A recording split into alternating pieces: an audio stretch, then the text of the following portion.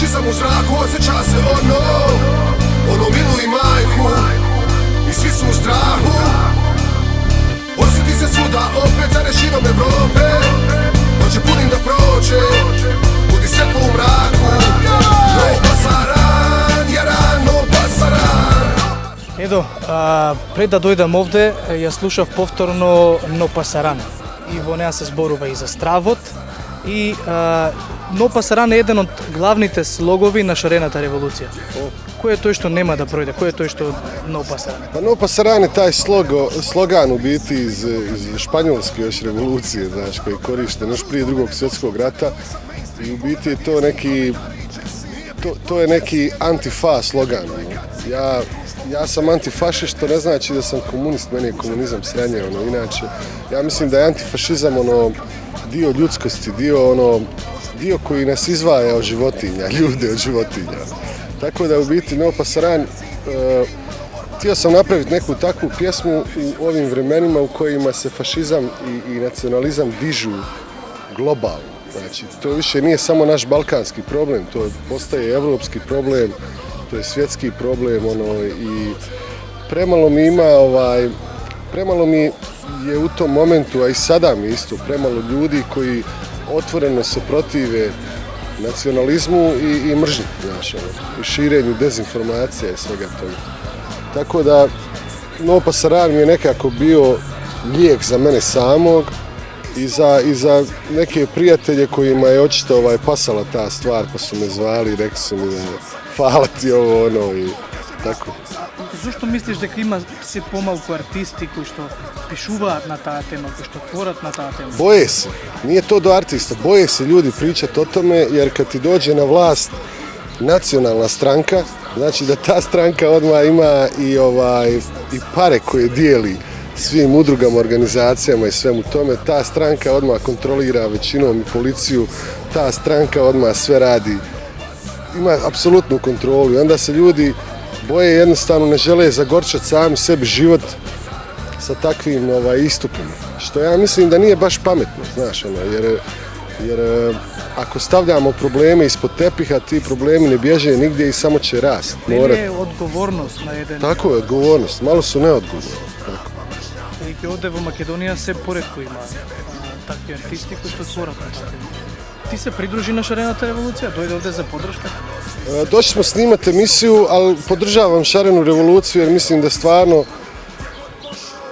to trošenje budžeta koje ste vi imali je jednostavno zločin.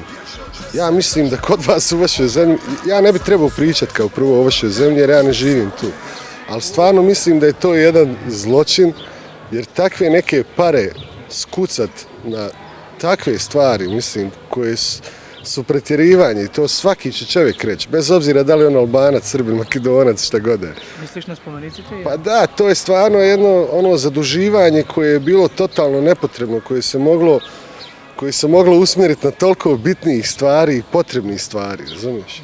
A samo je dodatno zakompliciralo sve ostalo i još će se taj dug morat vratiti.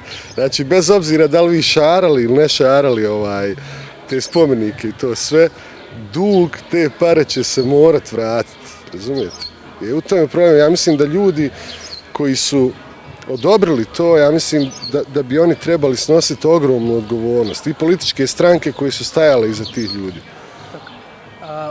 Од друга страна, шарената револуција, во неа учествуваат од различни етнички припадности луѓето. И ти живееш во општество каде што има различен етник. Да. Како е тоа одржливо? Како може да се направи тој соживот помеѓу луѓето?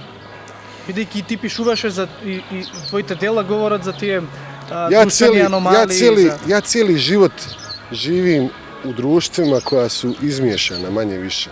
I većinu svog života sam proveo ili kao izbjeglica ili kao pripadnik neke manjine i totalno sam upućen u taj problem. Znači suživota jednih s drugima, jer nije taj problem samo makedonski problem, taj problem imate u Vukovaru, u Hrvatskoj, imate u još puno općina u Hrvatskoj, taj problem postoji u Bosni i Hercegovini, taj problem postoji u Srbiji, taj problem postoji u Europi sad trenutno, je sve bitniji i bitniji taj problem. Ja mislim da je dijalog i komunikacija najbitnija stvar. lako je ljude s tim površnim emocijama zaraziti, manipulisati s njima, zato što se nema para, razumiješ? I zato ja mislim da je razgovor i dijalog tih ljudi jako bitan. Recimo, meni je jako bitno to kad sam imao koncerte, ne znam, u Mostaru, kad mi dođu i Bošnjaci, i Hrvati, i Srbi na koncert, i onda kad s njima se zajebavam na te neke teme o kojima oni ne pričaju, kojima su im teške ili su im roditelji pokušali ubaciti neke svoje predloške, neke svoje konstrukcije, kako oni misle da je to tako. To je najveća čar mog posla i onoga što sam fakat doživio kao izvođač, kao muzičar. Znači, da jednostavno vidim da ti ljudi počinju komunicirati tu, pričati i vidjeti jednostavno da postaju svjesni da ono što su čuli od drugima nije baš istina. Kako biš razgovarao s mladima? Prekrasno. Mislim, ja obožavam pričati s mladima i volim kad mladi imaju muda reći ono što žele, bez obzira da li to bila stvar koja je ono kao za multietničnost ili je to neki njihov stvaran problem, znaš. Ako ti mladi čovjek kaže, gledaj, ja se bojim doći u taj dio grada zato što će me istući ti ljudi, ja ne mislim da je išta loše taj mladi rekao. Rekao je svoj strah. To je ta komunikacija. Imate ljude koji brane takvim ljudima da pričaju. Znači, ne možeš ti zabraniti nekom čovjeku da kaže da ga je strah ići, ne znam, u albanski ili u hrvatski dio ili u palestinski, izraelski, nebitno koji.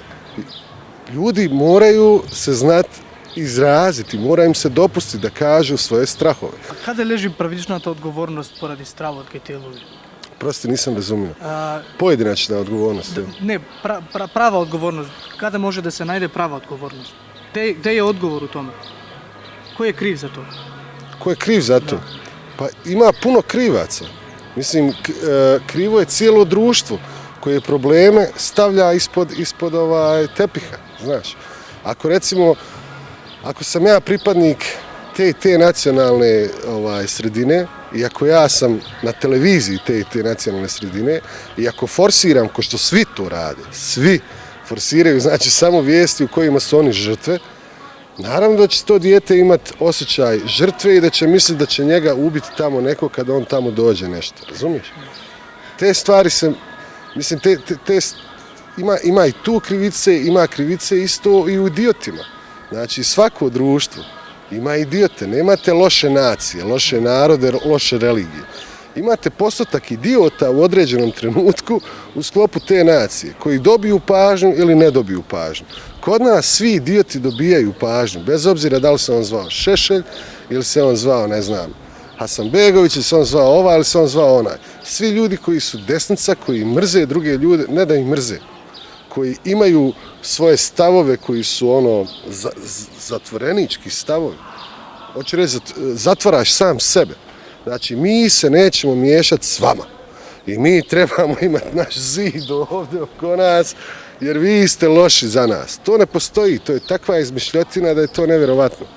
Dok god se taj problem ne definiše na pojedinca, znači svaki kriminal i svako loše djelo ima svoje ime i prezime. Dok god se tako ne odnosimo prema problemu, zna se uvijek ko je pucao na koga. Svaka puška ima čovjeka koji je pritisnuo taj okidač. Nije puška tu kriva, kriv je jebeni lik, razumiješ? Da, za kraj samo, da li šareната od revolucija, da li od šareната revolucija ki izlaze nekakva inspiracija za nekoje nove pesme? Pa nije mi proisteklo baš od nje. Mislim, proistekla mi je inspiracija od svih tih malih revolucija koje su se desile u regiji. Znaš, i u Tuzli je bila jedna revolucija prošle godine, prošle godine su izašli na ulice, puno ljudi je izašlo na ulice, zapale su neke zgrade isto, znaš, dali su do znanja u biti političarima da više neće samo sjediti kod kuće i gledati to što se dešava, znaš. Tako, meni je to sve jako inspirativno i pokazuje mi jednostavno da ljudi sve više i više počinju uzimati probleme u svoje ruke, sudjeluju, aktivni su, nisu pasivni. A to je najbitnije, znači da čovjek aktivno sudjeluje u nekom problemu i konstruktivno naravno. Plenumi su konstruktivna stvar. Ti da bi došao do plenuma moralo se desiti 1000 nekih sranja na cesti, razumiješ, da bi se reklo, dobro, idemo, razumiješ? Sve idemo dobro. Pa da. Ok, hvala ti.